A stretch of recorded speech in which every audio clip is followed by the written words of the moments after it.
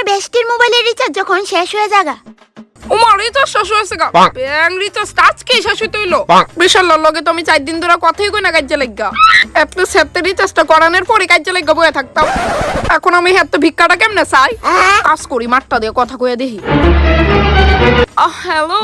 ও তুমি এটা আবার কার নাম্বার? আর 4 দিন পরে মনে পড়লো যে এটা মার নাম্বার বেবি। অ্যাকচুয়ালি কি তো হইছে জানো নি? 4 দিন আগে তোমার লগে ঝগড়া লাগছিলাম না, ওই দিনে আমার মোবাইলের রিচার্জ শেষ হয়ে গেছে গা। এলিগা আমি তোমার লগে আর কন্টাক্টই করতে পারছি না। আর মার মোবাইলটাও 4 দিন ধরে ফ্রি পাইছি না। ও মানে তুমি কইতে চাইতেছো 4 দিন আগে তুমি আমার লগে কন্টাক্ট করতে চাইছিলা, তোমার রাগ কমে গেছিল গা। তো রিচার্জ করলে না করে 4 দিন ধরে কি আমার আশায় বইয়া রইছিলা? না বেবি, মানে তুমি তো জানোই বাবার একটি ওদের হাত করছে লিখা। আরে জান কাইন্দো না। আচ্ছা শোনো না, রাইখা দে, মা আবার আয়া পড়বো আমার ফোনটা নিতে। আচ্ছা জান শোনো, আমি রিচার্জ করতেছি তোমার ফোনে। ও বেবি, তোমার মতো বয়ফ্রেন্ড যাতে 7 জন আমি পাই।